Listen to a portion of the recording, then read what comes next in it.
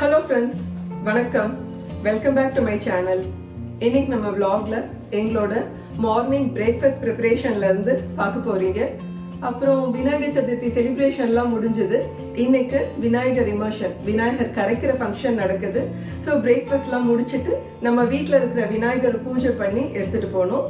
அதுக்கு முன்னாடி இந்த வீடியோ பார்த்துட்டு இருக்கிறவங்க இன்னும் நம்ம சேனலை சப்ஸ்கிரைப் பண்ணலன்னா நீங்களும் சப்ஸ்கிரைப் பண்ணி பெல் ஐக்கான் ப்ரெஸ் பண்ணுங்க. நான் இந்த வீடியோ போட்டாலும் அது மிஸ் ஆகாம அதுக்கான நோட்டிஃபிகேஷன் உடனே வந்துடும். இப்போ பிரேக்ஃபாஸ்ட்க்கு என்ன ப்ரிப்பேர் பண்ண போறேன்றத பார்க்கலாம். விநாயகருக்கு ரொம்ப பிடிச்ச டிஷ்ல கொழுக்கட்டையும் ஒன்று. ஸோ அவரை சென்ட் ஆஃப் பண்ற இந்த டேலியும் கொழுக்கட்டை தான் பண்ண போறேன். ஆல்ரெடி நாகர்கோவில் ஸ்டைல் கொழுக்கட்டை எப்படி பண்ணணும்னு நம்ம சேனல்ல ஷேர் பண்ணியிருக்கேன். இன்னைக்கு நான் பண்ண போறது புளி கொழுக்கட்டை. அது எப்படி பண்ணலான்றத பார்க்கலாம். புளி கொழுக்கட்டை பண்றதுக்கு ஆல்ரெடி நான் அரிசியை ஊற வச்சு அப்புறம் அந்த தண்ணியெல்லாம் ட்ரெயின் பண்ணி அரைச்சி எடுத்துக்கிட்டேன். இந்த கொழுக்கட்டை பண்றதுக்கு நான் மோஸ்ட்லி பச்சரிசி யூஸ் பண்ண மாட்டேன். புழுங்க அரிசி இல்லைன்னா இட்லி அரிசி தான் யூஸ் பண்ணுவேன். கொழுக்கட்டைக்கு அரிசியை நல்லா பிறுன்னு அரைச்சி எடுத்திருக்கேன். ஸ்மூத்தா அரைச்சிக்க கூடாது, அப்புறம் கொழுக்கட்டை ரொம்ப ஹார்ட் ஆயிரும்.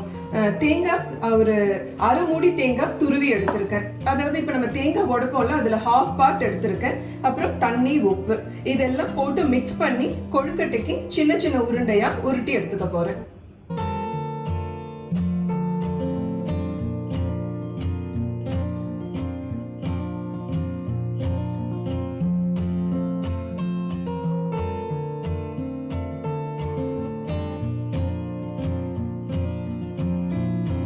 இது பார்த்தீங்கன்னா நான் ரொம்ப தண்ணியாகவும் இல்லாமல் கட்டியாகவும் இல்லாமல் செமி சாலிடாக மிக்ஸ் பண்ணி எடுத்திருக்கேன்.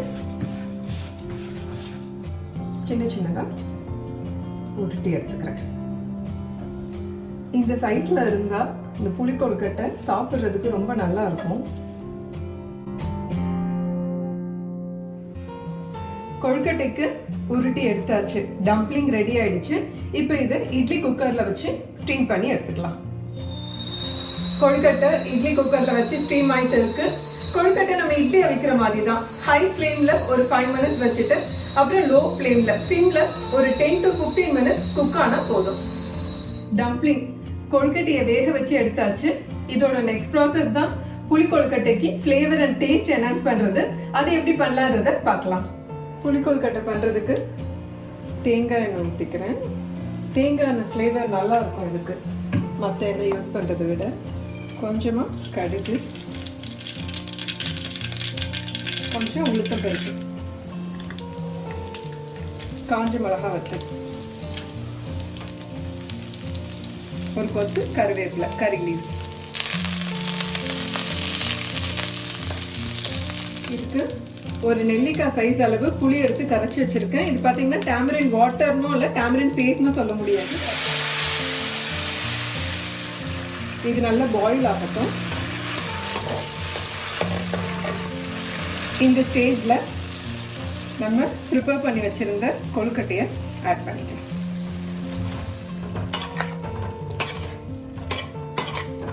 புளி தண்ணியோட கொழுக்கட்டை நல்லா மிக்ஸ் ஆயிடுச்சு. இப்போ இந்த தண்ணி தெரியுதுல, இது கொஞ்சம் நம்ம வத்த வைக்கணும். இது கொழுக்கட்டையும் டாமரிண்ட் வாட்டர் நம்ம போட்டோம் இல்லையா, அது நல்லா மிக்ஸ் ஆயிடுச்சு. அந்த புளியோட பச்சை வாசனை போயிடுச்சு. இந்த ஸ்டேஜில் இது வந்து நான் கிரைண்ட் பண்ணி வச்சிருக்கேன். என்னன்னு பார்த்தீங்கன்னா காஞ்ச மிளகா வத்தல், பூண்டு, கருவேப்பிலை, உப்பு இது போட்டு கிரைண்ட் பண்ணி வச்சிருக்கேன். இப்போ இது நம்ம இதோட ஆட் பண்ண போகிறோம். இது நம்ம ஃபைனலாக தான் ஆட் பண்ணணும். ஆட் பண்ணிட்டு உடனே ஆஃப் பண்ணிடணும் ஃப்ளேமை. அவ்வளோதான். இதை நம்ம காரத்துக்கு ஏற்ற மாதிரி தான் போட்டு மிக்ஸ் பண்ணியாச்சு. பிரேக்ஃபாஸ்ட் புளி கொழுக்கட்டையும் ரெடி ஆயிடுச்சு. புளி கொழுக்கட்டை எப்படி இருக்கு? சப்ஸ்கிரைபர் கேட்டிருந்தாங்க, அக்கா அண்ணா வந்து கார்பரேட்ல, நான் ஒரு தடவை போட்டிருந்தேன்ல நீங்க எங்க ஒர்க் பண்றாங்கன்னு ஒருத்தவங்க கேட்கவும் கார்பரேட்ல ஒர்க் பண்றீங்கன்னு போட்டிருந்தேன். அப்ப அண்ணா கார்பரேட்ல தானே ஒர்க் பண்றாங்க, கொஞ்சம் கரியர் அட்வைஸ் கொடுக்க முடியுமா அப்படின்னு கேட்டிருந்தாங்க. கரியர் அட்வைஸ் கொடுக்க முடியுமான்னு. அப்புறம் செகண்டாவும் ஒரு கொஸ்டின் கேட்டிருந்தாங்க, யூஎஸ் போனா ஒர்க் பண்ணலாமா அப்படின்னு. சரி, இதுக்கு ரைட் பர்சன் நீங்க சொன்னா தானே கரெக்டா இருக்கும். நான் அதனால தான் வெயிட் பண்ணேன். அவங்க என்ன குவாலிஃபிகேஷன் எதுவுமே சொல்லியா? இல்லை அதெல்லாம் அவங்க போடல, இது மட்டும் கேட்டிருந்தாங்க. பிகினர்ஸ்க்கு கரியர் அட்வைஸ் கொடுக்க முடியுமா அப்படின்னு கேட்டிருந்தாங்க. பிகினர் சி நான் ரியல் டைம் பார்க்குறது, ஆஃபீஸஸில் பார்க்குறது, ஹையரிங் ட்ரைனிங்லாம் பார்க்கும் பொழுது இது அட்வைஸ்லாம் கிடையாது, just a feedback. Okay, I am no one to advice. See education வேறு, ஸ்கில் வேறு. அது வந்து ஃபர்ஸ்ட் ஆஃப் ஆல் எல்லாரும் தெரிஞ்சுக்கணும், ரைட்டா?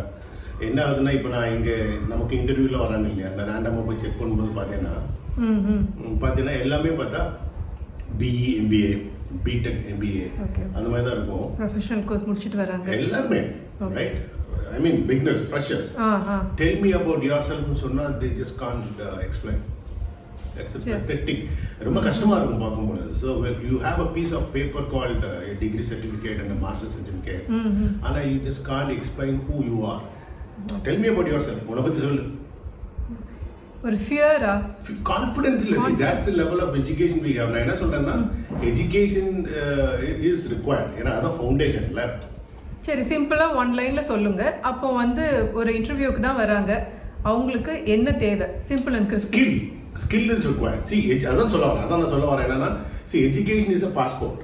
Not that you hold a passport, you get a visa by default. Yeah, there are some eligibility criteria. And the eligibility criteria is skill. Okay. Right? And communication is extremely important. Like the biggest problem now inga paakradhu, right? Okay. And pretty much in other states also. Communication they lack big time. Okay. Illaya, articulation, ability to communicate. Or question கேட்டாம்னா should be able to confidently answer, right? Okay. அது இல்ல. அது வந்து பெருவாரியான மக்களுக்கு இல்லங்கிறது ஒரு வருந்தத்தக்கக்கூடிய விஷயம். அது அவங்க டெவலப் பண்ணணும். அதுதான் சொல்றேன். More than the education, skill is important. அந்த ஸ்கில்ல நீ excellence ஆனாதான் you will be able to survive in the industry. Okay. Once interviewல செலக்ட் ஆனா கூட நெக்ஸ்ட் அங்க இன்டர்வியூல நீ வந்து கொஞ்சம் ப்ரெப் பண்ணிட்டு போய் அடிச்சலாம் வச்சுக்கீங்க. Then how do you sustain as an employee? உன்னோட deliverables ட்ராக் பண்ணுவாங்க இல்லையா? So deliverable ட்ராக் பண்ணனும்னா you need to have that skill இல்லையா? You can't just go and no இங்கிலீஷ்ல பேசிட்டு முடியாது. That's not the way it works. ரைட்டா? Client issue, அவனோட பிசினஸ்ல ஒரு client issue, client revenue leak ஆயிட்டு இருக்குது, you have to fix it. நான் பெஸ்ட் இன்ஸ்டிடியூட்லேருந்து வந்தேங்கிறதுக்காக வந்து இஷ்யூ ஆட்டோமேட்டிக்காக ஃபிக்ஸ் ஆகாது இல்லை. You have to make your hands dirty. நீ களத்துக்குள்ளே இறங்கி வேலை பார்த்து அது எப்படி கிளைண்ட் எப்படி நீ கன்வின்ஸ் பண்ணுவேன். That's all they look into, right? So அந்த மாதிரி இடத்துல என்ன ஆகுது, they have come from the best institutes. ஆனால் வந்து இஷ்யூ ஃபிக்ஸ் ஆகலைன்னு வச்சுக்கோ, என்ன லேக் ஆஃப் கான்ஃபிடன்ஸ்னால. தட் ஐ டோன்ட் நோ, கான்ஃபிடன்ஸா ஸ்கில்லா? Okay. This could be skill, this could be confidence, right?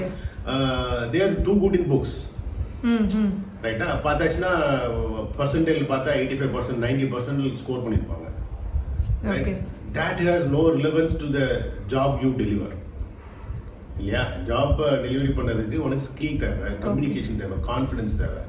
I think they have to improvise on these things. சரி, அப்போ இவங்க கேட்ட கரியர் அட்வைஸ்க்கு நம்ம கொடுக்கிறது இதுவா இருக்கலாமா? It's not advice, it is just my view and my feedback. ஏன்னா நான் கிரவுண்ட்ல இருக்கிறேன், நான் பார்த்துருக்கிறேன். சரி, ஓகே. நெக்ஸ்ட் அவங்க கேட்டது என்னன்னா, யூஎஸ் போனா ஒர்க் பண்ணலாமா? யூஎஸ் போனா ஒர்க் பண்ணலாம். யூஎஸ்ல மெஜாரிட்டி இந்தியன்ஸ் இருக்காங்க. ஆல்மோஸ்ட் ஐ திங்க் ஏஷியன் பாப்புலேஷனே 1% ஆஃப் ஓவரால் 1.5% நினைக்கிறேன். நிறைய ஐடி கம்பெனிஸ்ல இருந்து, ஃபினான்ஸ் கம்பெனிஸ்ல இருந்து, ஆர்கிடெக்சர் கம்பெனிஸ்ல இருந்து people are diploid in the US, right? இவங்க ஹியா ஷியா என்ன அவங்க நேம் என்ன அதெல்லாம் எதுவும் இல்லை எனக்கு. யூஎஸ்ல தாராளமாக ஒர்க் பண்ணலாம். அது உங்கள் ஆஸ்பிரேஷனாக இருந்துச்சுன்னா, உங்களுக்கு அந்த ப்ராஜெக்டில் நீங்கள் இருக்கிறீங்க. If it's he, you can go. Either you can go on L1 blanket or L1 individual. நாங்கள் அதான் ப்ராசஸ் பண்ணுவோம். சீனியர் பொசிஷன்னா we go for H1B. Some கம்பெனிஸில் என்ட்ரி லெவலுக்கும் H1B பண்ணுவாங்க. டிபெண்ட்ஸ். அது வந்து லாட்ரியில் கிடைக்கிறது H1B நான் சொல்கிறேன். Allocation, right? நீங்கள் உங்கள் ஸ்பௌஸ் எந்த விசால போனாலும், if you are going as a dependent, he or she, right? You have to go in H4 visa, if I'm right. நம்ம ரியல் டைம் நமக்கு இஷ்யூஸ் வரனால இதெல்லாம் தெரியும். இந்த H4 visa இருந்தால் you can go as a dependent, right? நீங்கள் டிபெண்டண்டாக போனால் கூட, if you, let's say you are qualified, if you want to work, you have to apply for EAD. I think some employee authorization something. EAD. D என்னன்னு தெரியல. அந்த EAD இருந்தால் தான் you are authorised to work in the US as a dependent. ஓகேவா? H4 விசாவில் போவாங்க usually. H1Bங்கிறது வந்து not only for IT, finance, architecture, நிறைய இண்டஸ்ட்ரீஸில் அவங்களுக்கு வந்து H1B ப்ராசஸ் பண்ணுவாங்க. L1 பண்ணுவாங்க. L1ல இண்டிவிஜுவல் உண்டு, பிளாங்கெட் உண்டு. Blanket is quicker, but visa through are probabilities ரொம்ப கம்மி. L1 ஸ்பெசிஃபைடுன்னு சொல்லுவாங்க, மேனேஜரல் அண்ட் அபோவ் நாங்கள் ப்ராசஸ் பண்ணுவோம் எங்கள் ஆர்கனைசேஷன். அதோடைய ப்ராபபிலிட்டி, விசா கிடைக்க ப்ராபபிலிட்டி மச் ஹையர். பட் கொஞ்சம் டீடைலா இருந்தா சொல்லலாம். பட் எனக்கு இப்போதைக்கு தெரிஞ்சது இல்ல, இது போதும். இப்போதைக்கு அவங்களுக்கு இது கொஞ்சம் இன்ஃபர்மேஷன் கிடைச்சிருக்கும்னு நினைக்கிறேன். இது இவங்களுக்கு மட்டும் இல்ல, வேற யாராவது they have any more queries this related to job, career, right? You can ask them to address. நான் எனக்கு தெரிஞ்சு நான் சொல்றேன். ஓகே. ஸோ இது இவங்களுக்கு மட்டும் இல்லை, மெயினாக எதுக்கு நான் இதில் சொன்னேன்னா, இவங்க கேட்கும் போதே தெரியுது இதை மாதிரியான கொஸ்டின் நிறைய பேருக்கு இருக்கும்னு. அப்போ மற்றவங்களும் பெனிஃபிட் ஆவாங்கன்றதுனால தான் நான் உங்ககிட்ட வந்து நம்ம கிட்ட ஸ்பெசிஃபிக்காக இப்படி ஒரு கொஸ்டின் வந்ததுனால நான் உங்ககிட்ட கேட்டேன். இல்லை ஃபைன், அதான் சொல்கிறேன். இப்போ எனக்கு வந்து எல்லாம் தெரியும் கிடையாது. எனக்கு நம்ம நிறைய ஆன்சைட் டிப்ளாய் பண்ணுறதுனால இந்த அப்ரூவல்ஸ் எல்லாம் வரும். ஸோ நமக்கு தெரியும் யார் என்ன விசாவில் போகிறாங்க, என்ன டியூரேஷன், என்ன சேலஞ்சு, ரைட்டா, attorney file if it's specified case. இந்த ஸ்கில் ஏன் யூஎஸ்ல இல்லை, ஏன் எங்கே இருக்குன்னு கேட்பான். அதுக்கு ஒரு அட்டர்னி இருக்காங்க. They write document stating that you have to deploy this people from offshore to onsite, blah blah. So நமக்கு அதெல்லாம் தெரியும். என்ன சேலஞ்சஸ், என்ன சேலரி ரேஞ்சு இஸ் பெஸ்ட், என்ன சேலரி ரேஞ்சில் இருக்காங்க, ரைட்டா. அஸ் லெவல் அப்ராக்சிமேட்டாக பால் பார்க்க சொல்லலாம்.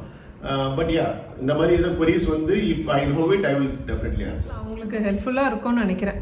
தேங்க்யூ.